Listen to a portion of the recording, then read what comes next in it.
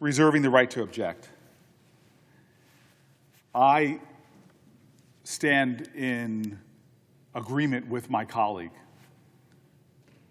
Mr. Oswaldo Payá is an extraordinary hero, not just to the Cuban people, but to millions of Americans, including millions of New Jerseyans, and especially to the Cuban American community in my state. He is a freedom fighter who stands for our most treasured and sacrosanct ideals. I want to work with my colleague to find a way to honor him. I'd be willing to partner with him in doing something to elevate this cause and this principle and the noble ideals that my colleague speaks to.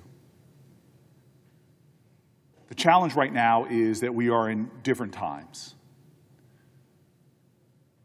This bill would permit Congress to rename a DC-owned intersection.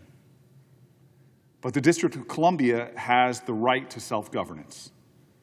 When I was mayor of the city of Newark, if my state came in against my objections to rename streets on my city, I would have objected.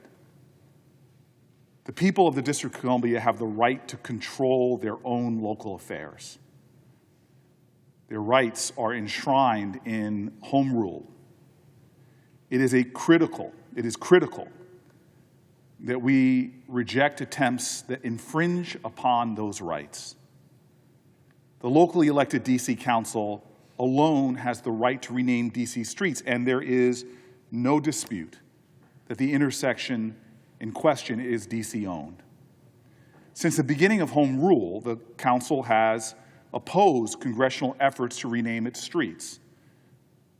Recently, Representative Holmes Norton strongly has made her views known, that she opposes this bill on those grounds. Washington, D.C. has no representation in this body.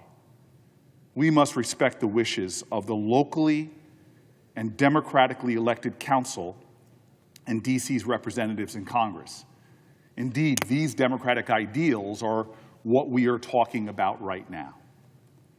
This objection is not about recognizing the courageous work of Oswaldo Payá. I will tell you, I have a deep reverence and respect, and I offer again, I will do anything I can to support the elevation of this hero, of this democratic light.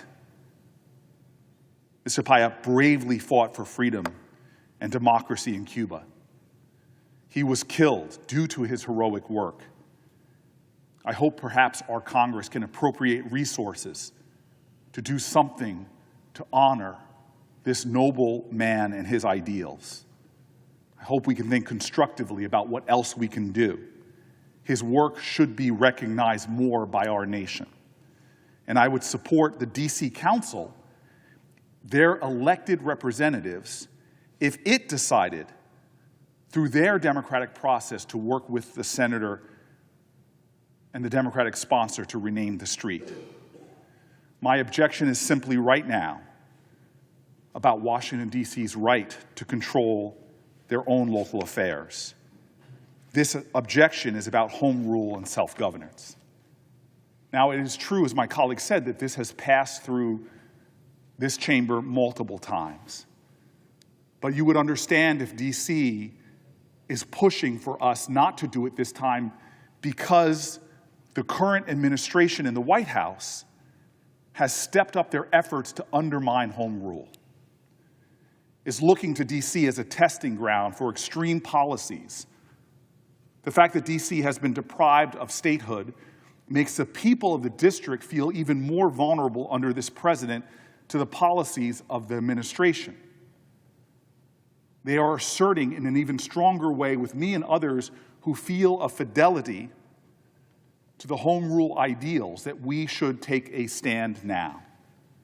We cannot make D.C. and its residents more vulnerable still by further eroding and encroaching upon the District of Columbia's right to self-governance. That is a sacrosanct ideal that our country has stood for. No taxation without representation. The ability to elect your governing officials and entrust upon them to make decisions for your community. It is under these principles and ideals, Mr. President, that I object, and it's with a sincere heart that I offer my colleague the willingness to work with him on other ways we might be able to bestow an honor on this extraordinary hero. Objection is heard.